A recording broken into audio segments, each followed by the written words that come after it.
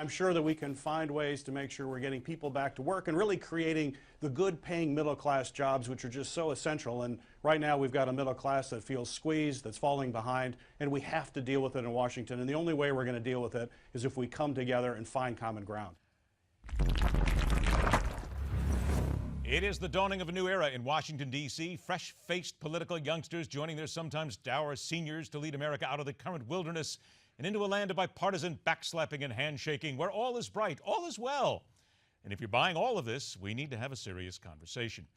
Welcome back to MidPoint, the Newsmax chief political columnist who knows all and sees all inside the Beltway.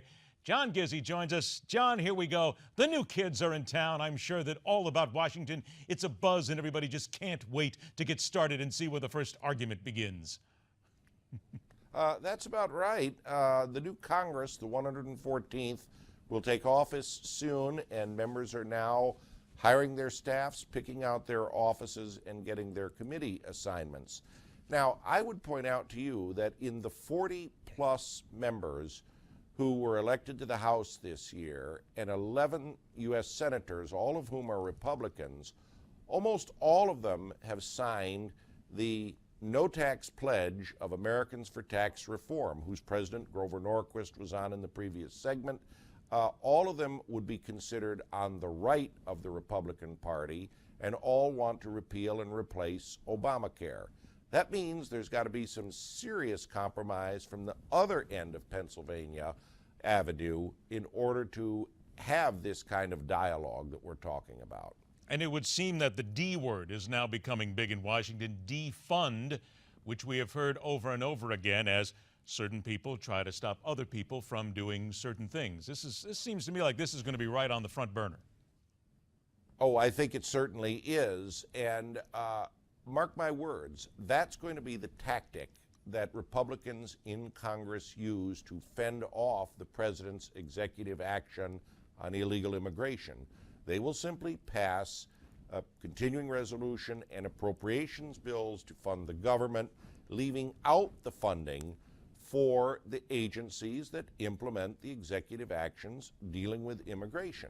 Now, if that gets to the president's desk and he chooses not to sign it for that reason alone, the S word comes up, shutdown, and it will be on his back and his responsibility. Because remember, when a president vetoes, he has to offer an explanation for doing so. Got about a minute left here. I'm looking at this, and it tells me that the number of people who cast their ballots early in Louisiana dropped off from the primary election until the runoff coming up this Saturday, except for one group. Registered Republican voters are flooding the early voting. It would seem as if Mary Landrieu really has to have that moving van ready to go. It certainly looks that way, and it probably slows her momentum right now. I would say this, Bill Cassidy, the Republican candidate, congressman and physician, came within 1 point of actually leading three-term Senator Landrieu in the initial race. That was stronger than expected. The third candidate, also a Republican and a Tea Party favorite, endorsed him strongly. Republicans not only want to win, but they want to win big on this one. And my guess is it will be Cassidy with 60% of the vote, bringing the number of Republican U.S. senators to a 20-year high of 54. I only have 30 seconds left, John. Would you like to become Secretary of Defense? Nobody else wants it, so not why on don't... your life. Very simply this, Michelle Flournoy, long touted as the first female Secretary of Defense, and Senator Jack Reed, West Point graduate who served with valor in the military, gets along well with Republicans, both said thanks but no thanks to the president before he even made the offer. And this is not unlike what happened when he needed an attorney general. There's no line, and there's more of a line that shakes their head and says no.